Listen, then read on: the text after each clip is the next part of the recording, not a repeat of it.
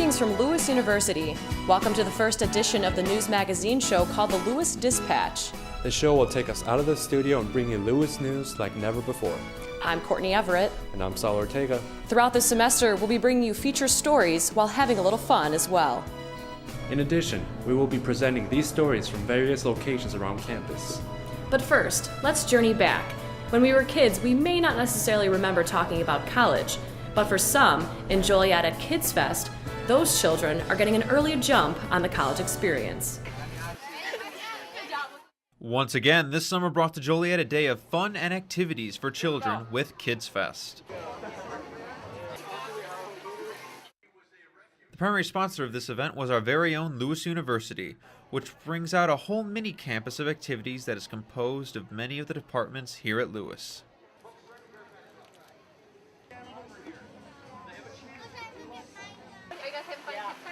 Yes. That's it. Some of these activities range from making silly putty in the science tent, sitting inside a real airplane, to seeing what it is like to be in front of the camera. The workers and people in charge of the mini campus are generally composed of all kinds of people from Lewis, from students to our very own Brother James. 5, 6, 7,000 family members out here. Great activities, wonderful participation by students and faculty and staff from throughout the university. One of the great things we do together.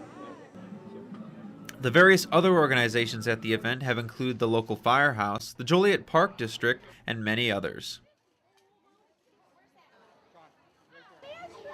Each of these has had its own set of activities and things to see and do, usually focused on the organization, such as children getting a chance to interact and see exotic reptiles from around the world.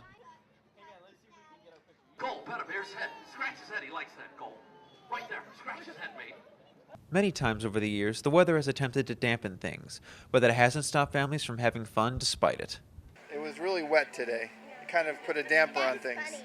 My sister and I got wet 2 times by that dripping. The coolest thing about the water coming down was over the parks thing where they're getting their face painted.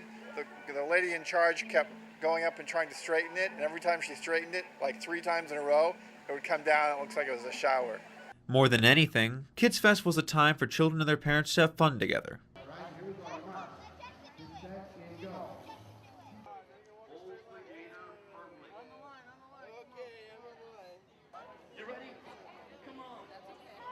Hey. Are you guys having fun today? Yeah. You did? Oh, look, she's jump roping. Wow.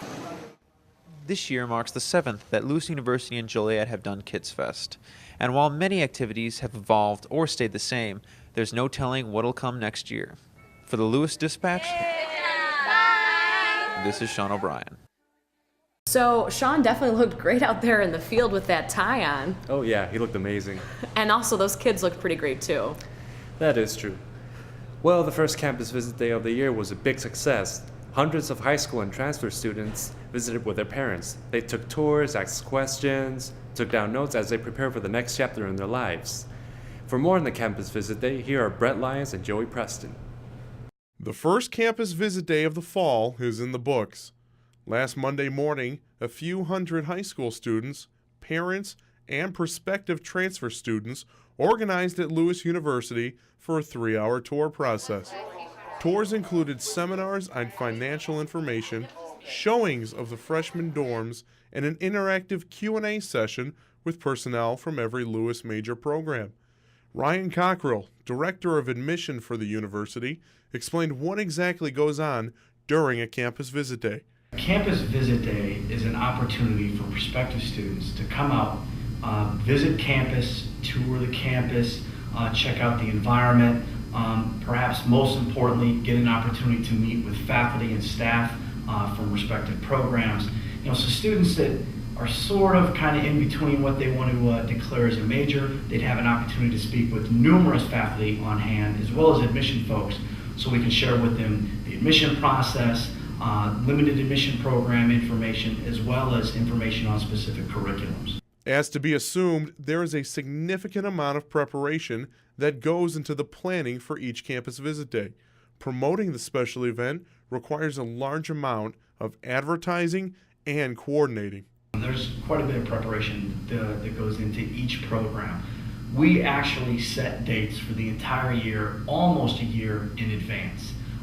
In terms of a day-to-day operation, we work with conference and events to help promote it and arrange everything. We do a number of mailings, both electronic and snail mail, to families and students, encouraging them to come out. We use the students in our system that have already expressed interest in Lewis to again get the message out. Being able to show prospective students around the campus is a duty that only a few select Lewis students are entrusted with. One of those navigator tour guides, sophomore Brianna Hicks, describes how rewarding and self-satisfying it is to be chosen to inform and interact with high schoolers. The most satisfying part is the part actually seeing the prospective students that you actually toured on campus and actually seeing them walking through the hallways the next year and seeing them actually in the classes and seeing how they are responding to the first year as being a freshman on Lewis University campus. So what does Lewis hope to achieve by holding these campus visit days? The obvious answer would be to persuade students into becoming future Flyers. But there are other goals that the university hopes to accomplish throughout campus visit days. We want to make sure that students and parents walk away here more informed, more knowledgeable about Lewis. Obviously, we want them to feel good about their visit. We hope that as students kind of kick off their college search this time of year and they slowly narrow down their potential college choices, a campus visit day should serve as an opportunity to either cement a decision they already had, or again, get an opportunity to know their admission counselor, get an opportunity to meet a faculty and confirm what they think that they want to study. Cockrell further explains that the first campus visit day was a success. Roughly 250 students, 500 to 600 people total, including parents, siblings, and friends, made the trip around Lewis University. He felt that this was a positive initial step for the 2011-2012 program. Cockrell also sees good things ahead for this current selection of tour guides and instructors. There are 2 remaining campus visit days scheduled for the fall semester, Saturday, November 12th and Saturday, December 3rd. Additionally, 2 campus visit days will be scheduled for the spring. The difference between these sessions? Fall visits are directed towards high school seniors who will become college freshmen next year. The spring is aimed to appease high school juniors who want to get a head start on their college planning. Seniors, however, are still welcome in the spring. For more information on registering, visit www.luisu.edu/admissions/visits or call 815-836-5250. You're watching LUTN. You're watching LUTN. Today is a new day, new demands, new expectations, new opportunities. At Lewis University, our innovative programs give you the skills you need to compete, succeed, and excel in today's ever-changing world. We prepare the next educators, nurses, police officers, pilots, and business leaders. Whether on campus or online, Lewis University provides relevant academic programs to advance the careers of our undergraduate, graduate, and adult students. So, Courtney, have you ever done gospel choir? I haven't. Why do you ask? Well, if you didn't know, the Lewis University Gospel Choir was established over 20 years ago by some music majors and the Black Student Union. As of today, they have expanded to over 50 members. A small band of students began the Lewis University Gospel Choir over 20 years ago. Though most members were also a part of the Black Student Union, the choir has grown in numbers as well as diversity. Oh, I feel Jesus all over me, blessing me, caressing me, it's Jesus. Students that have signed up to take gospel choir as a course. This course is in the music department. I love my job, so I try to make it a variety of repertoire in gospel music. Gospel is a big genre composed of contemporary, traditional, all types of music in gospel music. As of this semester, the director, Mr. Zoriante Brown, has begun a program called Monday's Best. Monday's Best, and that, if you've ever seen, it's kind of a gospel version of American Idol, for those who don't know what Sunday's Best is. And that's just a friendly competition within the choir. Monday's Best. All right, so today we're going to get going. We're still doing hymns like we did last week. This is a continuation of more good music, singing praises unto God. But our first contestant we're going to bring up, she led us when we felt Jesus all over us. And she just a blessing, a model. She do it all. Come on up here, Brittany Miller. Lord, prepare me to be a sanctuary, pure and holy, tried and true.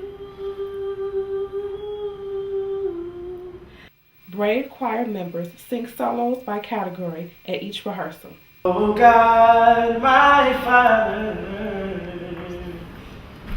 there is no shadow of turning with thee. LUGC is first and foremost a ministry. Like our mission, we're a ministry or organization in the class. And sometimes those three things, that trilogy, gets mixed up. But for me, we are a ministry. Everywhere we go, we save somebody. When I cry, He comforts me. When I'm alone, He's company. Oh, I feel Jesus all over me, blessing me, caressing me. It's Jesus. The choir is always looking for new members and is first and foremost a family. Rehearsals are held every Monday at 7 p.m. in Ives Hall. Well, I wish I could sing like that. Those chorus singers are very impressive, and I bet that takes a lot of hard work and dedication. Yep, they are a talented bunch. Definitely. Well, if you haven't heard yet, on campus there's a big change going on. Now the security officers are police officers. Here is Saul Ortega with this report. Lewis University recently made its decision to switch from having security guards to hiring actual police officers here on campus. Having actual police officers on campus is a big change for Lewis students who were used to having security officers. Luckily, the reaction from students is mainly positive. I'm kind of glad that we have the police force now. It makes me feel safer. I know they always seem to be around. They patrol the areas a little bit more, but I guess I just feel happy having them around. I think having the police on campus is a great thing, because if something were to happen on campus, the reaction time would probably be better because they get here faster than the Romeoville police or the Joliet or Lockport police. So definitely it's a good thing. The chief officer of Lewis's new police department, Michael Zagadlo, gives us more insight on the advantages of having a police force on campus.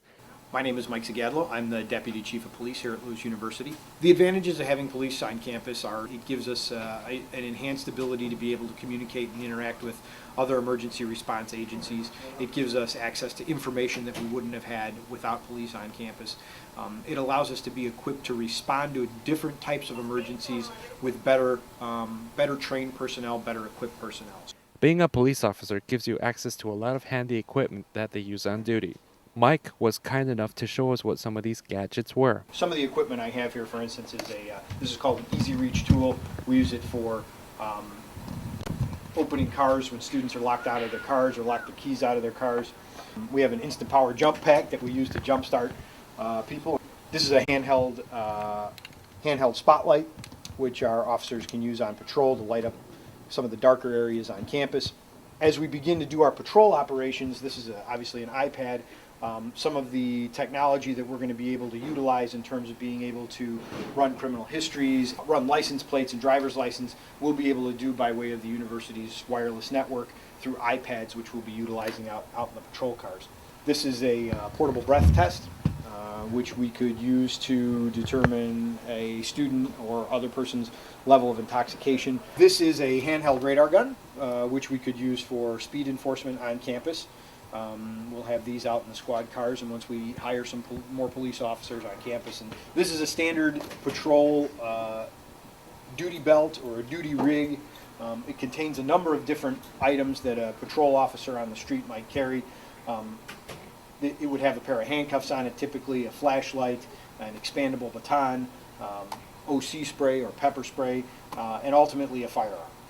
This is a ballistic vest or body armor.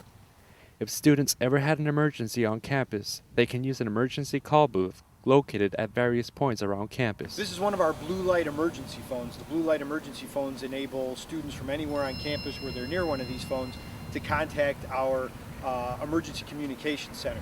And that's simply done by pushing the red button anytime you approach an emergency phone. You can do this if you're in need of an escort, if you're walking late on campus by yourself. If you see something suspicious, if you have something you're concerned about, all you do is you push the red button and wait until you hear the voice of the dispatcher at the communication center. Love it or hate it, the Lewis University Police Department is here to stay. This is Saul Ortega, WFLY TV News. With campus police making things safer here at Lewis, it really makes you appreciate the small comforts. The Source Office has an endless variety of ticket options and a lot of information on student organizations. For more on this, here's Joey Preston. If you ever find yourself bored on campus, you have to stop and remember that there's one place to go on campus that has all your entertainment needs. The Source Office is located on the second floor in the Student Union and is a place to go for any student looking for great deals on outside entertainment or information about student organizations. Hi, my name is Colleen Hennessy, and I'm the Graduate Assistant in Student Development and Leadership, and I work in the Source Office. Just within this last semester, we've sold tickets to Six Flags Fright Fest, as well as the Chicago White Sox. So we are just going to continue selling tickets to other events throughout the year. The Source Office decided to buy these tickets and sell them at such a great price because they understand the tight budgets college students have. There are a lot of advantages, the main one being that students are going to have the ability to get tickets for these events at a very, very low cost, as opposed to what they would be at a gate or online. For instance, the Fright Fest tickets, we just sold those for $15 a piece, when usually they're anywhere from about $32 at like a Jewel Osco all the way up to $45, $50 at the gate at Six Flags. So this way we're allowing our students to be able to go to different events and get out there and do things on a college budget. If you are wondering how to find out about these ticket sales, just keep your eyes open. Once in a while there will be certain flyers that are posted within the Flyers newspaper. We also send out email blasts to all students and faculty so that they're aware of what's going on and what we're selling at the time. And another great thing that we did was we got canvases and we painted them, and we have 5 different ones of them in key kiosks around campus that we felt students would be seeing them the majority of the time. And in those they have what we're selling at the current time, for how much we're selling them, the dates we're selling them, as well as future events that we're going to be selling tickets for. These great deals will continue to go on throughout the semester and carry into the holiday season. We are going to be getting tickets to the Goodman Theater for A Christmas Carol, and that's a very long-standing show. It's been around for many, many years. And those are, again, going to be sold at a very nice rate compared to what you would get them either at the gate or online. And we're going to market those as Christmas gifts for our students to give either to, their significant others, their parents, their grandparents, and so on. And we're going to be packaging those up as Christmas gifts when they purchase them. Not only does the Source Office do a great job at providing ticket sales for the students, they also are a key part to any organization's success. And no one knows more about the Source Office than their very own Sophia Bearcat. Hi, my name is Sophia Bearcat, and I'm a senior here at Lewis, and I'm also the supervisor for the Source Office. The Source Office is a student organization resource center. So if you have a question about orgs, or you are in an org and you need questions, this is a place for you to go. We help you book events, we help you with equipment, we help you with fundraisings and co-sponsorships. We also tell you what rooms are available for you to book your rooms and what are not available for you. You got the questions, we got the answers.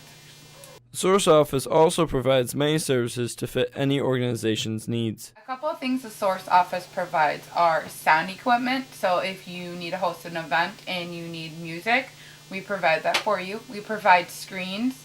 We could call and order a projector and a laptop for you. We have various icebreakers if you need help trying to plan an icebreaker. We have your basics like your pens, your pencils, your markers if you need to borrow them really quick. Now you know that if you need anything related to organizations or events, come to the Source Office anytime they're open, and they'll help you out. For WFOY, I'm Joey Preston. Recently, Lewis University announced a historic $30 million campaign, Touching Hearts and Minds, to fund a proposed addition to the Lewis Science Center, where students are making new discoveries every day. For the first time, I enjoyed the environment, teachers, students. It makes you feel really comfortable. Jose's that rare guy who combines intelligence and determination and drive. Be a part of the Touching Hearts and Minds campaign.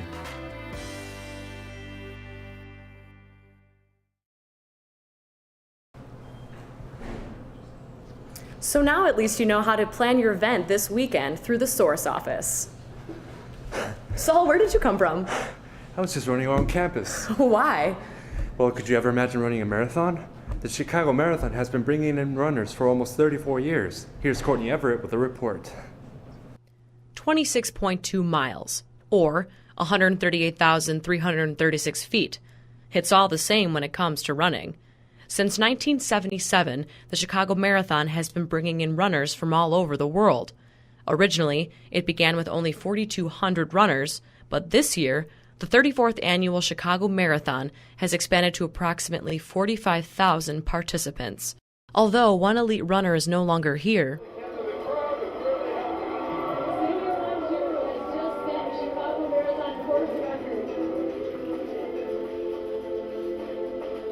others were prepared to finish at the top, while maybe even breaking a few records. Lily is back. Ryan's joining us this year.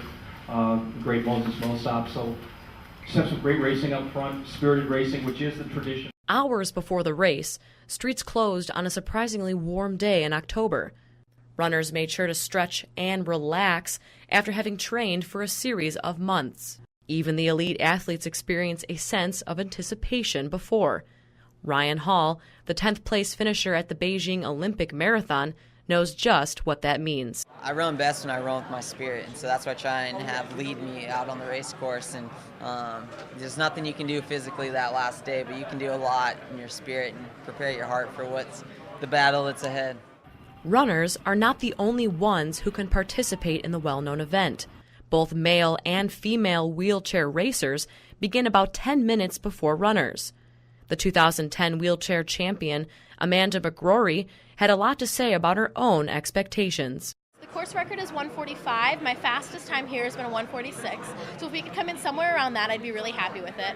Yet, unfortunately, due to mechanical issues, she did not finish the race. Meanwhile, the woman of the day was Lilia Shopakova, who made history by completing a third straight win in the marathon. Finishing in 2 hours, 18 minutes, and 20 seconds, she became the fastest female time in the world for this year. Approximately 1.5 million spectators made their way along the rails of the racetrack. They need all they can get. It's a great event. I love the charity that I'm doing it for, and then seeing all the other charities out there just makes it a great event. I love it. It's a hot day for one of the largest road races in the world. Runners are consistently hydrating themselves while spectators continue to cheer them on. Although the heat took a toll on some, even killing one man only 500 yards from the finish, the heat didn't bother everyone. This year's male champion Moses Mosop finished in record-breaking time. He completed the race in only 2 hours, 5 minutes, and 37 seconds with an injured Achilles tendon. That just goes to show you that some people think that 26.2 miles of running feels like nothing. I'm Courtney Everett, the Lewis Dispatch. Well, running is not the only thing that can get your heart pumping. Fall is typically associated with football in America. But at Lewis University, football is a little different. Here, it's called soccer. The women's soccer team kicked off their season just 6 weeks ago. Here is Charlie Eade, who takes us on an interior look of what's going on thus far. The air is finally cool. In 2011, temperatures took a little longer than usual to reach that familiar fall climate. The warm weather went hand in hand with the hot start women's soccer enjoyed at Lewis University. A 4-2-1 opening through most of September spread hope throughout the campus that a big season was on the horizon. But as the crisp fall mornings rolled in, the falling apart finally began, most notably marked by a 3-game losing streak in October. Well, I think you got to give a lot of credit to NKU and Bellarmine. I mean, they're at the top of the conference for a reason. They're both quality teams. You know, we went on the road.